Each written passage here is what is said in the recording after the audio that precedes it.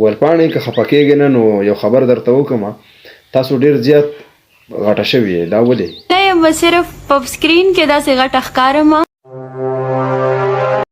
السلام علیکم قدرمندو ستاسو ورور ستاسو ملګری طاهر امین طاهر یم. امید لرم چې روغ جوړ به او د ژوند په مزو کې به قدرمندو نن به راسره راځي ګلپاڼه په لایو کال باندې ستاسو فرمایش و چې ګلپاڼه دې ستاسو سره په لای کال باندې راشي.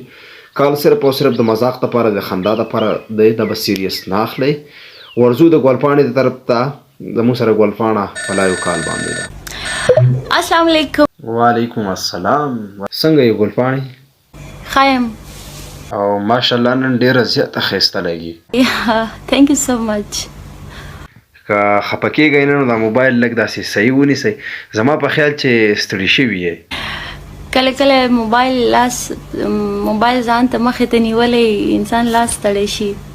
په اینډ کې به راته سونګ ضرور وایې انشاءالله. که ما سره ټایم او نن خو ما سره ټایم ډېر زیات شارټ دی ځکه چې زه چېرته روانه یم. نه ولې نن به راته سانګ نه وایې څه؟ اور انشاءالله که نیکسټ ټایم زه لایو راغلم نو ډیفینټلی زه به سانګ ضرور وایم.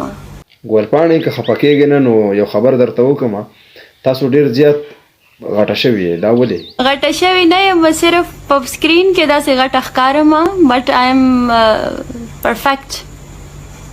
داسې غټه لګئ داسې غټه شان نه ښکارئ. هسې هم انسان چې دی هغه لږ شانتې خپل چې کوم اوریجنل هغې لوک وي هغې نه لږ شانتې هغه هیلتي ښیي.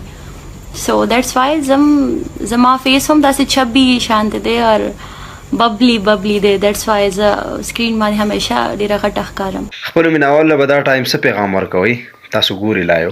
ټولو مینهوالو څومره چې زما فینس دي ټولو ته د زړه د تل نه ډېره مننه کوم.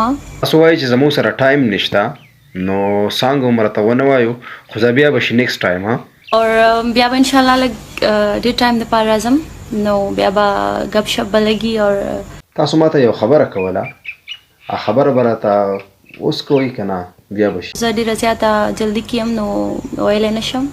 बहुत शुक्रिया टाइम देने का. Thank you so much guys. मुझे अपनी दुआओं में याद रखें और मुझे इसी तरह सपोर्ट करते रहें. मुझे आपकी सपोर्ट की सख्त ज़रूरत है और आखिर में love you all. Bye bye. जी کتونکو دا ګلپاڼه چې زموږ سره په لایو کال باندې نه وه. کال صرف او صرف د مذاق دپاره او د خندا دپاره او ستاسو په چهرو باندې خندا راوستلو. که زموږ نه پروګرام کې څه غلطي شوي د هغې دپاره به غواړو بخښنه. د نیکسټ پروګرام پر ور کې خپل کوربه طاهر امین طاهر له اجازت درلي. الله فامان.